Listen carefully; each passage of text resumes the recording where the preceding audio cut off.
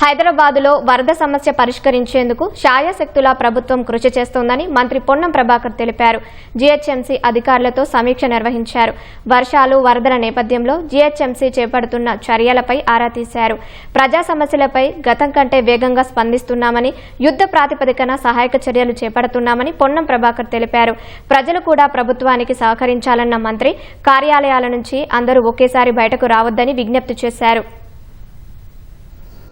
శాశ్వత పరిష్కారానికి సంబంధించి ఇప్పటికే మీకు తెలుసు 141 వాటర్ ల్యాగింగ్ సెంటర్ల నుంచి 86 కంప్లీట్ అయినా, ఇంకొక 20 ఆన్ ప్రోగ్రెస్ లో ఉన్నాయి. మిగతా వాటికి సంబంధించి కూడా 5-6 ముఖ్యంగా ఇప్పుడు మైత్రివనమో లేకపోతే ఇంకా మసప్ ట్యాంక్ దగ్గరనో ఎన్ఎండిసి దగ్గర ఇటువంటి కొన్ని వాటిని పరిష్కరించాల్సిన అవసరం. వాటి వలన ఒక్కసారి వాటర్ జామ్ కావడం వల్ల ఆ ట్రాఫిక్ జామ్ అయి దాని ఇంపాక్ట్ సిటీ అంత మీద పడుతున్నటువంటి పరిస్థితి చూస్తాం.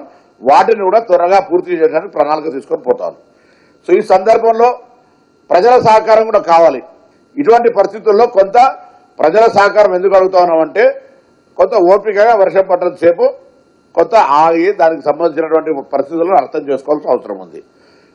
ఇప్పుడు ఇంకా ఎవరైనా వాటర్ బాగా నిలుస్తుంది, డ్రైన్ ప్రాబ్లం అవుతా ఉంది, ప్రజలకు రవాణా సౌకర్యం ఇబ్బంది అవుతుంది అంటే అక్కడ ఏదైనా హర్డీలు అంటే కబ్జా అయ్యో లేకపోతే ప్రభుత్వానికి సంబంధించినటువంటి ఆస్తుల మీద ఇబ్బంది కలిగే వ్యవస్థ నెలకొన్నది. కాబట్టి ఈ యొక్క ప్రకృతి నేచురల్ గా పోకుండా అడ్డం పడి పబ్లిక్ ఇన్కన్వీనియన్స్ అవుతుందంటే ప్రత్యేకించి హైడ్రాకు అధికారాలు ఇచ్చి జీహెచ్ఎంసీ పరిధినే కాకుండా ఓఆర్ఆర్ లోపల వాటి సమస్య పరిష్కరించడానికి ప్రత్యేక అధికారులతో పాటుగా అన్ని రకాల చర్యలు తీసుకోవడానికి ఒక వ్యవస్థను ఏర్పాటు చేసినాం.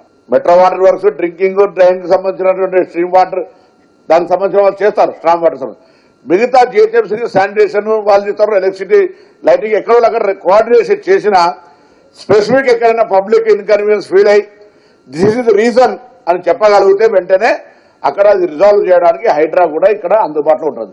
సో వేదిక మీద ఉన్న అన్ని డిపార్ట్మెంట్లు అందరం కూడా మేము హైదరాబాద్ ప్రజలకు విశ్వాసం ప్రభుత్వం తరఫున కలిగేసేది ఏంటంటే, ఇది ప్రకృతి వల్ల జరుగుతున్నటువంటి దాని లోపల వెంటనే పరిస్థితిని చక్కదిద్దడానికి మేమందరం 24 గంటలు సెలవులు రద్దు చేసి అన్ని కుటుంబాలకు సంబంధించిన వ్యక్తిగత కార్యక్రమాలను పక్కన పెట్టి ఎవరికి వాళ్ళు ఆ యొక్క పనిలో సమన్వయంతో, ఎవరి డిపార్ట్మెంట్ వాళ్ళు నాకు ఇదేం సంబంధం లేదు అనేది కాకుండా సమన్వయంతో కొనసాగడానికి కొరకు రివ్యూ చేసుకోవడం జరిగింది.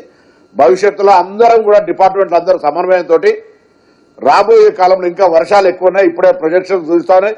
ఆగస్టు 12 తదుపరి ఇంకా 20 తారీఖు వరకు ఎక్కువ వర్షాలు పడేటువంటి పరిస్థితి ఉన్న దృష్ట్యా తప్పకుండా ప్రజలు అప్రమత్తంగా ఉండాలి. మేమందరం కూడా అధికారులం అన్ని డిపార్ట్మెంట్లకు సంబంధించి ప్రభుత్వం తరఫున ఎప్పటికప్పుడు ఎంత రెయిన్ పడుతున్నా దాని వెంటనే రోడ్డు మీదకి వచ్చి డ్రైన్ పరిశీలించడం లేకపోతే ఇంకేదో చేస్తేనే పనిచేసినట్టు కాకుండా ఎవరికి వాళ్ళు పెరిగినటువంటి సాంకేతికమైనటువంటి నెట్వర్క్ను ఉపయోగించుకొని SMS సిస్టమ్ కావచ్చు, వైర్లెస్ సిస్టమ్ కావచ్చు, టెలిఫోన్ సిస్టమ్ కావచ్చు, ఎవరిది వాళ్ళు లొకాలిటీలో decentralised execution of works and issues మీద పని జరుగుతూ ఉంది. అయినా ఇంకా చేయాల్సినటువంటిది ఉంది. ఎందుకంటే ఎక్స్పెక్టేషన్స్ కంటే ఎక్కువ రెయిన్ రావడం వల్ల కొన్ని ఇష్యూస్ వస్తా ఉన్నాయి. ఇష్యూస్ లేవు. హైదరాబాద్ చాలా అద్భుతంగా అన్ని మేనేజ్మెంట్ అవుతున్నాయని మేమేం చెప్తలేం. కానీ గతము కంటే అప్రమత్తంగా ప్రజా సమస్యల పట్ల ఎప్పటికప్పుడు స్పందించే విధానంతో అధికారులందరికీ సమన్వయం చేసే విధంగా మా ప్రభుత్వం, ముఖ్యమంత్రి గారు, మేము యావత్ కేబినెట్ తో పాటుగా గౌరవ మేయర్ గారు కూడా ఎప్పటికప్పుడు ఒక కోఆర్డినేషన్ చేసుకుంటా ఉన్నాం.